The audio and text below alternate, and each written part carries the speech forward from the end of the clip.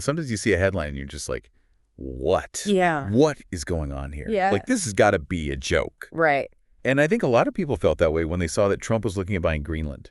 Yeah, absolutely. Like Greenland, it just sounds so outlandish. Yeah. But, we dug into this, and there's actually a lot more to it. Yeah. So we're going to go on that deep dive today into why this might not be so crazy after all. Yeah, so forget the surprise for a minute. We actually have a really interesting article from January of last year that gets into the potential reasons why this might actually be a good idea. Okay. So our mission today is really to unpack what kind of financial and geopolitical strategies could actually be in play here. Okay. We're going to go back in time a little bit, look at historical precedents for the U.S. buying up a bunch of land. Okay. And then we're going to look at today's global landscape and see how all of that might be factored into this pretty interesting idea. All right, so consider this your fast track to understanding the deeper game. Absolutely. I like it. Okay, so let's get into it. Okay. Let's rewind a little bit to U.S. history. Okay. Because the idea of the U.S. just buying a huge chunk of territory isn't exactly new, right? Yeah. Like we go back to the Louisiana Purchase, 1803. Right. $15 million from France. Right. And you get this massive amount of land. Yeah. Now, that wasn't just about, getting more square miles, was it? Absolutely not. So what's really fascinating about this is it was a strategic decision with some foresight. Yeah. So the Port of New Orleans was essentially this crucial artery for American trade. It was connecting the interior of the country with the rest of the world. Yeah. So control over that port was absolutely crucial. Jefferson actually initially only wanted to buy New Orleans. Okay. But then Napoleon said, you know what, I need some funds. I'm going to offer you the whole Louisiana territory. Wow. So for you listening, what this means is that even these seemingly huge, really expensive land acquisitions can actually lead to some really significant benefits down the line. Yeah. And that's something to keep in mind as we go forward with Greenland. Interesting. It was a proactive move to secure some vital trade arteries. Okay. All right. So then we fast forward a little bit to 1867. Right. And now we've got the U.S. buying Alaska from Russia for $7.2 million. Right. And I think a lot of people at the time kind of thought it was a bad deal. They're like, oh, it's just this frozen wasteland. Yeah. But turns out they were wrong. Totally wrong. So Alaska eventually became super valuable, right? Wow. With its natural resources, its strategic position in the North Pacific. Yeah. And again, connecting this to the bigger picture, the immediate value may not have been as obvious as the Mississippi River. Right. But long term, it paid off big time. Okay, so we're seeing a theme here. Mm-hmm. These historical examples are really showing us that when the U.S. has kind of gone for these big land grabs, there's usually big financial or geopolitical reason behind it. Yeah, absolutely. So I guess the question is Greenland the next chapter in that story? That's the million-dollar question. All right, so let's bring it to today. Oh. Because there's some pretty significant things happening on the global stage. Right. And the article talks about this thing called the Polar Silk Road. Yeah. Which I think, a lot of people are familiar with China's Belt and Road Initiative. Yeah. But this sounds like a whole new level. It's a whole other playing field. So think of the Belt and Road Initiative as this massive global infrastructure project, right? Yeah. Designed to boost trade across land and sea. Okay. Well, the Polar Silk Road is essentially China's plan to take that idea and move it up north into the Arctic. Wow. The whole thing hinges on the unfortunately true reality that the Arctic ice is melting. Yeah. And that could potentially open up some faster, shorter shipping routes. Okay, so instead of ships having to go the usual routes like through the Suez Canal or the Panama Canal, they could just go straight across the Arctic. Exactly. And that could cut down on travel time and costs massively. Right, especially for a huge trading nation like China. Exactly.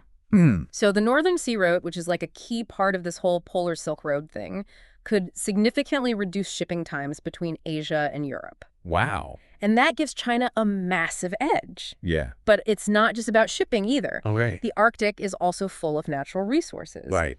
Oil, gas, and super importantly, these rare earth minerals. Yeah, I've heard a lot about those. Yeah, you need those for basically everything these days. Smartphones, electric car batteries, all that. Yeah. So having access to all of that is a big win for any country. For sure. And China, they're always looking to secure their access to those resources. Okay, so they're not just sitting around waiting for the ice to melt. They're actually actively working on this. Oh, yeah. They're all over it. Okay. So they're engaging with all the countries that border the Arctic: Russia, Norway, Sweden, Denmark, even Iceland and Greenland. Wow.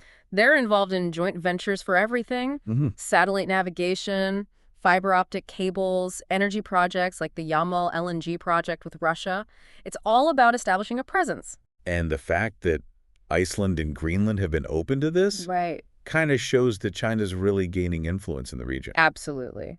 And that's exactly why somebody like Trump might see the need for a counter strategy.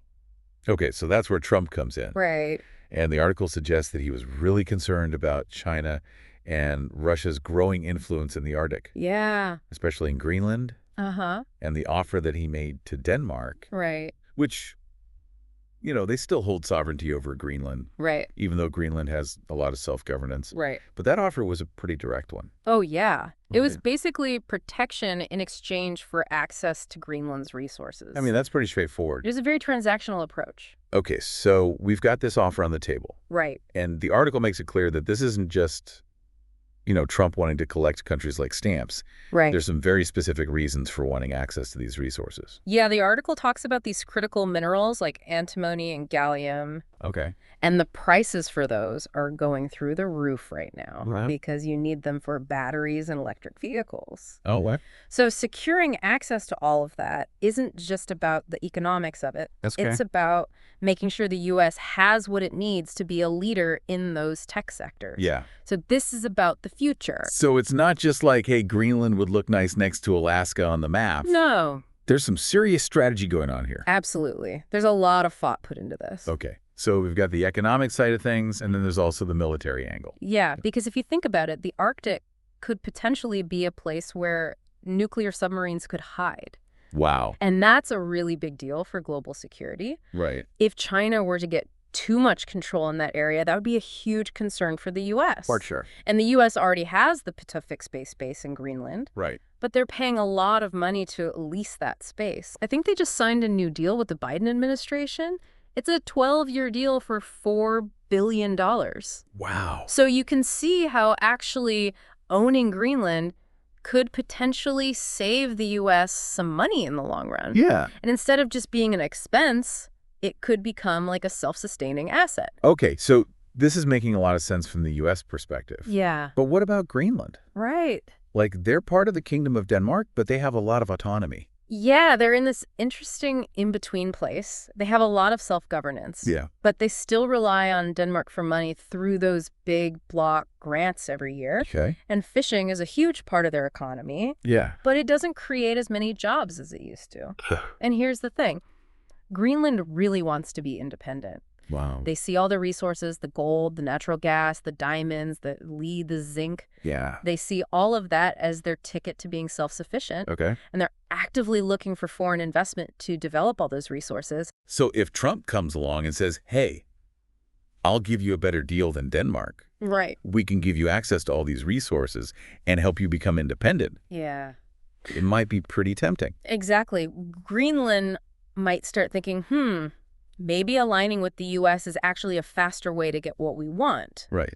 than sticking with Denmark. Wow. It's all about what's best for them in the long run. And the article makes this really interesting comparison Yeah. between Trump's interest in Greenland and President Jefferson's vision for the Louisiana Territory. Yeah, because they're both driven by this combination of economic goals and geopolitical strategy. So I guess the big question is, could Greenland be persuaded by the financial incentives, just like Napoleon was with Louisiana? That's the million-dollar question. Or is their desire for independence going to be the thing that makes the final decision? It's a really interesting dynamic to think about. All right, so let's just recap for a second. Uh-huh. We looked at how the U.S. has a history of buying land for strategic reasons. Right. Then we talked about China's big plans for the Arctic with the Polar Silk Road and how they're trying to gain more influence in the region. Yeah. And then we looked at Trump's idea of buying Greenland as a way to counter China's influence and get access to those resources and the military advantages. And then we talked about Greenland's own perspective Right. and how they might be able to use this whole situation to their advantage. Yeah, so we've covered a lot of ground here. We have. And I think the thing that I'm really taking away from this Yeah. is that the Arctic is becoming a really important place. Absolutely. It's not just about the resources anymore. Right. It's about who controls the shipping routes Yeah. and who has the military advantage. So this whole thing with Greenland might just be the beginning. Yeah, I think we're going to see a lot more happening in the Arctic in the coming years. Yeah. It's going to be interesting to see what happens. Absolutely. All right, well, that's it for a deep dive today. Thanks for listening. Thanks for joining me. It was great to be here. And until next time, stay curious. Yeah, keep digging deeper.